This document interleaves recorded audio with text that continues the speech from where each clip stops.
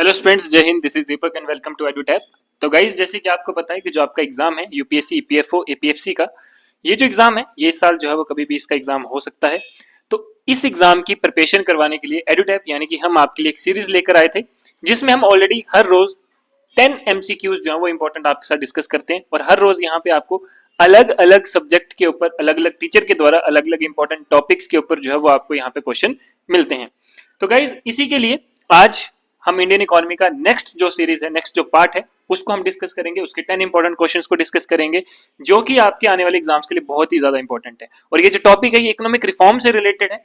तो ये जो है आपके एग्जाम के लिए बहुत ही ज्यादा इंपॉर्टेंट बनता है, क्योंकि यहां से क्वेश्चन आने की प्रोबेबिलिटी जो है वो सबसे ज्यादा आपके एग्जाम में रहती है। तो गाइज, लास्ट तक बने रहें, क्योंकि यहाँ पे जो आज हम क्वेश्चन डिस्कस करने वाले हैं, मोस्ट प्रोबेबली चांस है कि वो आपके एग्जाम में वहां से क्वेश्चन आ सकता है। तो चलिए चलते हैं। बाकी आप इस चैनल को सब्सक्राइब करें, ताकि आपको हर रोज इसी टाइम पर जो है वो आपको हमारी यहाँ पे वीडियो जो है वो देखने को मिले, और आप अपनी प्रिपरेशन को जो है वो और अच्छे से, बेहतर से कर सकें। और अगर आप चाहते हैं कि आपको हर एक सेशन की पीडीएफ भी दी जाए, तो आप हमारा टेलीग्राम चैनल जो है वो ज्वाइन कर सकते हैं, सो दैट कि आपको हर एक सेशन की जो है वो पीडीएफ आप तक मिल सके। तो गाइस, चलते हैं आज के फर्स्ट क्वेश्चन की तरफ। पहला क्वेश्चन है, which of the following was not an immediate reason for the introduction of the 1991 economic reforms in India. ये कौन सा इमीडिएट रीजन नहीं था? देखिए यहाँ पे नोट लिखा है, तो ये जरूर आपने ध्यान देना है कि कौन सा रीजन नहीं है ना। तो जो नहीं होगा वही सही आंसर होगा, ठीक है। For the introduction of the 1991 economic reforms in India, तो ऑप्शन ए की बात करें तो वो है balance of payment crisis, B है rapid economic growth and excess foreign reserves, C है हाई फिस्कल डेफिसिट, डी है pressure from international financial organization. तो ये चार ऑप्शन जो है वो आपकी गिवन है, आपने बताना है कौन सा ऑप्शन जो है वो आपका सही है। तो अगर हम बात करें आपके सही ऑप्शन की, तो वो है ऑप्शन नंबर बी, यानी कि rapid economic growth and excess foreign reserves. तो ये आपके जो है वो चार ऑप्शन, ठीक है। और ऑप्शन बी जो है वो आपका बिल्कुल करेक्ट है कि 1991 इकोनॉमिक रिफॉर्म्स जो that is triggered by several balance of payment crisis, high fiscal deficit alongside pressure from the IMF and World Bank, ठीक है। And rapid economic growth and excess foreign reserve were not reason for initiating the reforms, ठीक है। In fact the economy face stagnant growth and foreign exchange crisis. Clear. बात करते हैं question number second की। Question number second है, consider the following statements regarding economic reforms in India after independence. की after independence की अगर हम बात करें तो कौन सी स्टेटमेंट आपकी इकोनॉमिक रिफॉर्म्स के रिगार्डिंग करेक्ट है? तो देखिए, इकोनॉमिक रिफॉर्म्स जो है 1991 का, that was focused on liberalisation, privatisation and globalisation, यानी कि एलपीजी रिफॉर्म जिसको हम बोलते हैं, लिबरलाइजेशन, प्राइवेटाइजेशन, ग्लोबलाइजेशन। सेकंड है, prior to 1991 the Indian economy जो है that was characterised by high regulated and state controlled structure. Third की बात करें, the primary aim of the 1991 economic reforms was to reduce the fiscal deficit and improve foreign exchange reserve। तो ये तीन option आपको given है। सही option की बात करें तो वो है ऑप्शन सी, यानी कि फर्स्ट, सेकंड एंड थर्ड। तो ये सारी स्टेटमेंट्स जो है वो आपकी बिल्कुल करेक्ट है। बात करते हैं क्वेश्चन नंबर 3 की। क्वेश्चन 3 की बात करें तो विच of the following changes was introduced in India's economy policy post 1991। कि कौन सी ऐसी जो है, मतलब अगर इस ऑप्शन में देखा जाए तो कौन सा ऐसा स्टेटमेंट है, कौन सा ऐसा पॉइंट है जो कि इंट्रोड्यूस किया गया था in India's economic policy post 1991। 1991 के बाद की जो पॉलिसीज आई थी, तो कौन सी ऐसी चीज जो थी फॉलो करी गई थी या इंट्रोड्यूस करी गई थी? ऑप्शन ए की बात करें तो increase in trade tariffs to protect domestic industries, B है implementation of structural reforms like tax simplification and FDI policies. Third की बात करें तो greater emphasis on state led industrialization. Fourth की बात करें तो complete removal of all forms of subsidies. तो ये चार ऑप्शन जो है वो आपको गिवन है, आपने बताना है कौन सा ऑप्शन जो है वो आपका बिल्कुल करेक्ट है। तो सही ऑप्शन की अगर हम बात करें तो वो है ऑप्शन बी, यानी कि इम्प्लीमेंटेशन, ठीक है। कि 1991 रिफॉर्म्स की बात करें तो इट इंट्रोड्यूस स्ट्रक्चरल चेंजेस जैसे कि tax simplification and policies to attract FDI, यानी कि फॉरेन डायरेक्ट इन्वेस्टमेंट को जो है अट्रैक्ट किया जाए। वहीं अगर हम बात करें the tariffs, trade tariffs were reduced, ठीक है, not increased and subsidies were not entirely removed but rationalized. तो ये जो है वो आपके बिल्कुल सही रहेंगे, तो यानी कि ऑप्शन बी जो है वो आपका करेक्ट रहेगा। वहीं अगर हम बात करें क्वेश्चन फोर्थ की, तो क्वेश्चन फोर्थ है consider the following statements about the planning commission of India. कि प्लानिंग कमीशन की अगर हम बात करें तो कौन सी स्टेटमेंट जो है वो आपकी बिल्कुल करेक्ट है? तो देखिए, फर्स्ट स्टेटमेंट है आपकी कि जो प्लानिंग कमीशन है दैट वाज एस्टेब्लिश्ड इन 1950, कि ये जो है 1950 में एस्टेब्लिश की गई थी by an executive resolution of the government of India, ठीक है। तो फर्स्ट स्टेटमेंट ये है। सेकंड स्टेटमेंट की अगर हम बात करें तो प्राइमरी फंक्शन जो है प्लानिंग कमीशन का was to make and implement policies for the agricultural sector exclusively, ठीक है। थर्ड अगर स्टेटमेंट की बात करें तो it was replaced by NITI Aayog in 2015। तो ये तीन स्टेटमेंट आपको गिवन है, आपने बताना है कौन सी स्टेटमेंट जो है वो करेक्ट है प्लानिंग कमीशन ऑफ इंडिया के रिगार्डिंग। तो अगर हम सही ऑप्शन की बात करें तो वो है ऑप्शन नंबर बी, यानी कि फर्स्ट एंड थर्ड। कि फर्स्ट एंड थर्ड स्टेटमेंट आपकी बिल्कुल करेक्ट है कि जो प्लानिंग कमीशन है that was established in 1950 to oversee the development and implementation of India's 5 year plans.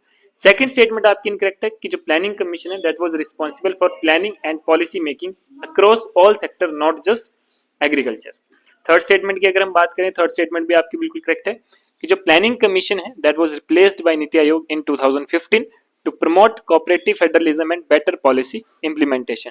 That's why आपका ऑप्शन नंबर बी जो है वो आपका करेक्ट है, यानी कि first and third statement are correct. वहीं अगर हम बात करें क्वेश्चन नंबर 5 की, तो क्वेश्चन नंबर 5 है the match the following 5 year plans with their primary focus area. कि कौन सा जो है वो 5 ईयर प्लान्स के रिगार्डिंग जो है वो बिल्कुल सही है, ठीक है। अगर हम उनके मेन फोकस एरिया की बात की जाए तो वहां पे अगर हम बात करें फर्स्ट 5 ईयर प्लान की, तो फर्स्ट 5 ईयर प्लान, ठीक है, सेकंड 5 ईयर प्लान और थर्ड 5 ईयर प्लान, तो ये तीन प्लान जो है वो आपको गिवन है। फोकस एरिया की बात करें तो ए ऑप्शन है agriculture and community development, B option है heavy industry and industrial growth, C है सेल्फ रिलायंस एंड मॉडर्नाइजेशन। तो ये तीन जो है वो यहाँ पे दिए और यहाँ पे आपको बोला कि कौन सा फर्स्ट 5 ईयर प्लान का रिगार्डिंग है, कौन सा सेकंड 5 ईयर प्लान के रिगार्डिंग है और कौन सा थर्ड 5 ईयर प्लान के रिगार्डिंग है। तो अगर हम सही ऑप्शन की बात करें तो वो है ऑप्शन ए। ऑप्शन ए की बात करें तो देखिए फर्स्ट 5 ईयर प्लान जो है that focused on agriculture and community development. कि जो फर्स्ट 5 ईयर प्लान की अगर हम बात करें तो ये जो है किस पे फोकस करता है, एग्रीकल्चर एंड कम्युनिटी डेवलपमेंट के ऊपर as the backbone for economic stability. वहीं सेकंड 5 ईयर प्लान की अगर हम बात करें तो it emphasises heavy industry and industrial growth. कि ये जो है वो इंडस्ट्री और इंडस्ट्रियल ग्रोथ के ऊपर फोकस करता है, that was inspired by the Mahalanobis model. Third 5 year plan की बात करें तो इसका मेन एम है at achieving self reliance and modernisation with a shift towards diversified development. कि ये जो है किसके लिए था, it aim at achieving self reliance and modernisation. तो मॉडर्नाइजेशन के रिगार्डिंग जो है वो आपका थर्ड 5 ईयर प्लान रहता है, ठीक है। Now question number 6। Question number 6 की बात करें तो consider the following statement about 5 year plans in India. कि कौन सी स्टेटमेंट जो है वो आपकी बिल्कुल करेक्ट है रिगार्डिंग 5 ईयर प्लान इंडिया में। तो third 5 year plan aimed at making India self reliant and self sufficient in various sector. Fourth 5 year plan was interrupted due to the Indo China war. Third है the eighth 5 year plan that marked a shift towards liberalization and economic reforms. तो तीन options जो है वो तीन statement यहाँ पे given है। सही ऑप्शन की अगर हम बात करें तो सही ऑप्शन आपका ऑप्शन नंबर बी, यानी कि फर्स्ट एंड थर्ड स्टेटमेंट। कि आपकी फर्स्ट स्टेटमेंट की बात करें तो थर्ड 5 ईयर प्लान है that aimed at achieving self reliance and fostering overall economic growth, ठीक है।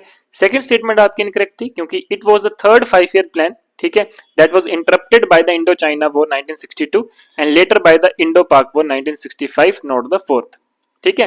तो ये आपने बहुत देखो यहाँ से हम एक्सप्लेनेशन से जो काफी इंपॉर्टेंट चीज हमने यहाँ पे समझी है, पढ़ी है कि कौन सा ऐसा 5 ईयर प्लान था जो कि इंटरप्ट हुआ था बाय द वॉर्स, ठीक है, जो इंडिया ने लड़ाइयां लड़ी चाहे चाइना के अगेंस्ट चाहे पाकिस्तान के अगेंस्ट। तो थर्ड 5 ईयर प्लान था that was interrupted by Indo China and Indo Pak war. वहीं बात करें स्टेटमेंट थर्ड की तो एट्थ 5 ईयर प्लान है, ठीक है, that aligned with the liberalisation and economic reform policies that is initiated in 1991, ठीक है। तो इसलिए आपका ऑप्शन नंबर बी जो है वो करेक्ट है, यानी कि first and third statement are correct. बात करते हैं क्वेश्चन नंबर 7 की। क्वेश्चन 7 है which plan introduce the concept of inclusive growth as a key objective. ये कौन सा प्लान जो है वो इंट्रोड्यूस करता है कौन से कंसेप्ट को, इंक्लूसिव ग्रोथ को एज अ की ऑब्जेक्टिव। कि जिस प्लान का जो मेन ऑब्जेक्टिव है दैट इज इंक्लूसिव ग्रोथ। तो आपके पास दिए fifth 5 year plan, 10th 5 year plan, 11th 5 year plan और 7th 5 ईयर प्लान। तो अगर हम बात करें आपके सही ऑप्शन की तो वो है ऑप्शन नंबर सी, यानी कि 11th 5 ईयर प्लान। कि जो 11th 5 ईयर प्लान आया था 2007 से लेकर 2012 के बीच में, इसका मेन एम था कि achieving inclusive growth by ensuring that the benefits of growth were shared widely, ठीक है, कि जो ग्रोथ से रिलेटेड जो बेनिफिट्स होंगे वो भी जो है वो शेयर किए जाए widely, that addresses inequalities focusing on health education and poverty reduction. तो ये जो थे वो मेन गोल थे 11th 5 ईयर प्लान के। बात करते हैं क्वेश्चन नंबर 8 की। तो क्वेश्चन नंबर 8 की अगर हम बात करें तो क्वेश्चन नंबर 8 है what is the primary feature of the rolling plan concept. कि जो रोलिंग प्लान कॉन्सेप्ट आया था उसका मेन फीचर क्या था, प्राइमरी फीचर क्या था। फर्स्ट ऑप्शन की बात करें तो a fixed 5 year period for each plan. Second statement है flexibility to make necessary annual adjustment based on economic condition. Third, a permanent unchanging plan for long term goals. और fourth है exclusive focus on short term crisis management. तो अगर हम rolling plan concept की बात करें तो उसका मेन प्राइमरी फीचर था ऑप्शन नंबर बी, यानी कि flexibility to make necessary annual adjustment based on economic condition. ठीक है, कि जो रोलिंग प्लान है that are characterised by the flexibility that allowing changes and adjustment that is based on annually on current economic condition, making it possible to adapt objectives and resources to real time needs। बात करते हैं question number 9 की, कि during which period did India adopt the concept of rolling plan. कि rolling plan की अगर हम बात करें तो कौन से साल में, ठीक है, कौन से पीरियड में जो है वो इसको एक्सेप्ट किया गया था, इसको अडॉप्ट किया गया था। चार ऑप्शन दिए हैं, 1951 टू 1956, ऑप्शन बी है 1978 टू 1980, ऑप्शन सी है 91 टू 95, ऑप्शन डी है 2000 टू 2005। तो अगर हम सही ऑप्शन की बात करें आपके करेक्ट ऑप्शन की, तो आपका करेक्ट ऑप्शन रहेगा ऑप्शन नंबर बी, यानी कि 1978 टू 1980। ठीक है, कि जो रोलिंग प्लान का कॉन्सेप्ट है ये कब किसके टेन्योर में जो है कौन था उस टाइम प्राइम मिनिस्टर, तो प्राइम मिनिस्टर थे मोरारजी देसाई जी। 1978 टू 1980 के बीच में जो है इसको अडॉप्ट किया गया था। एंड ये जो पीरियड है that marked a departure from fixed 5 year plans to more adaptable planning approach that could respond to changing economic circumstances. तो एक बहुत ही बड़ा कंसेप्ट जो था वो लेकर आए थे, जिसको इंडिया ने अडॉप्ट करा था एज अ रोलिंग प्लान। ठीक है, बात करते हैं आज के लास्ट क्वेश्चन यानी कि क्वेश्चन नंबर 10 की। क्वेश्चन नंबर 10 है which of the following events coincided with the sixth 5 year plan. जो 1980 और 1985 के बीच में आया था सिक्स्थ 5 ईयर प्लान, कौन सा इवेंट जो है वो कोइंसाइड करता है। ठीक है, तो ऑप्शन ए है implementation of the green revolution, option B है introduction of economic liberalization measures, C है focus on poverty eradication through targeted anti poverty programs, and D है एस्टेब्लिशमेंट ऑफ प्लानिंग कमीशन। तो यहाँ पे आपने ऑलरेडी चीजें पिछले क्वेश्चंस में पढ़ ली हैं।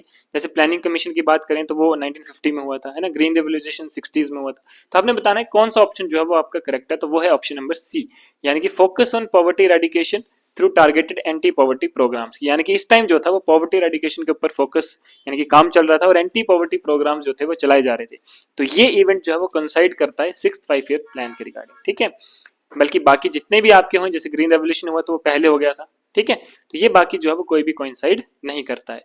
तो सिक्स्थ 5 ईयर प्लान का मेन फोकस भी पॉवर्टी एलिवेशन के ऊपर था, एम्प्लॉयमेंट जनरेशन के ऊपर था, and application of technology to increase productivity.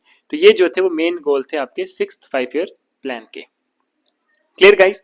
तो ये थे आज के हमारे 10 इंपॉर्टेंट क्वेश्चन जो कि आपके एग्जाम के लिए बहुत ही ज्यादा इंपॉर्टेंट रहेंगे। तो गाइस ऐसे ही अगर आप चाहते हैं और क्वेश्चंस तो you can subscribe our channel. Thank you so much. जय हिंद।